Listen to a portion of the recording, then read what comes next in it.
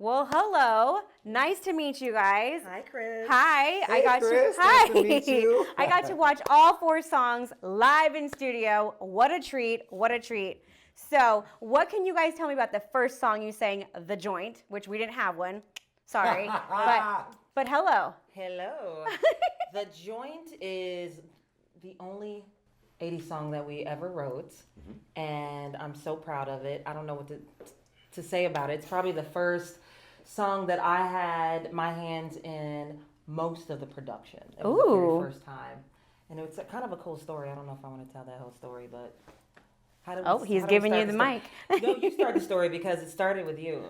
Oh, well, back in the day, we were from Milwaukee originally, and back in the day, me and a guitar player, he would call me up, be like, hey, you want to do a jam? You want to do a jam? Yeah. Let's write something.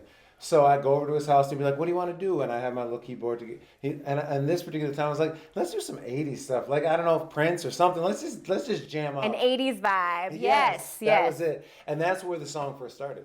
Yeah, Awesome. So he brought it to me, and as I always say in this story, the boys always play without me. I'm like, I'm gonna be Cardi B here. That's suspicious. That's weird. Right. They always play without me. So they bring the song back, and I listen to it, and I'm like, wow, this is a lot, because they had everything in there in the kitchen sink. Like they didn't know, there was no taste about what goes in and what stays out. But I heard what they were trying to do, and I literally was like, let's take everything out except for, I think it was like 2 synths, and a drum. I was like, let's just throw it all out. And I wanted to use, I thought of a Hall of Notes at the moment. It was like my muse. It was like, that was my muse. It wasn't gonna sound just like that song. It was like a vibe I was trying to get. And, well, I think you guys pulled it off for sure. And then it was definitely The Joint. Thank you. And then we were like, what is this song even about? So we called it The Joint from Jump Street, like before we knew what the song was going to be about, because it just felt like a joint, right? Yeah. Like an old school pop soul joint.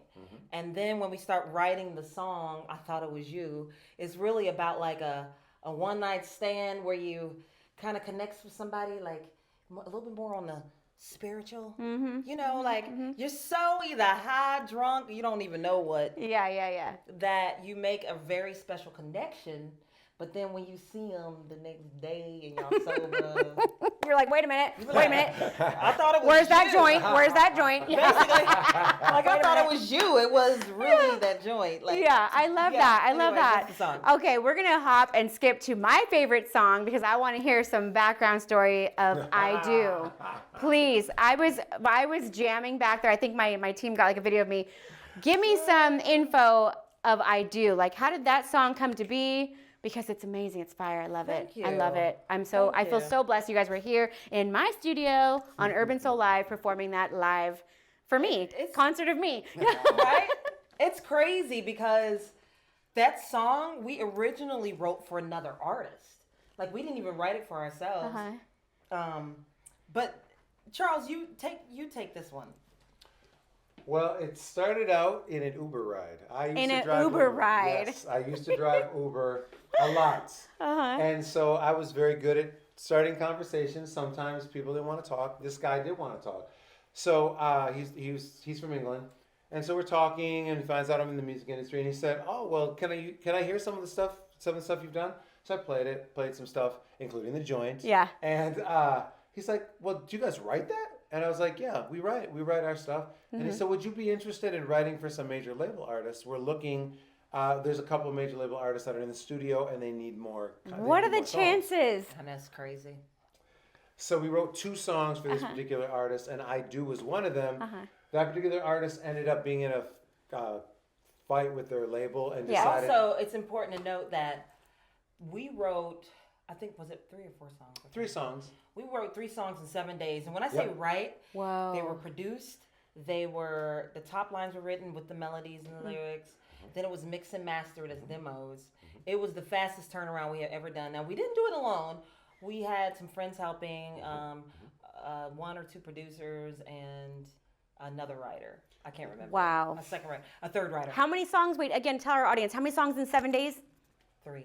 3. I can't even get 3 loads of laundry done in 7 days. Damn, you guys.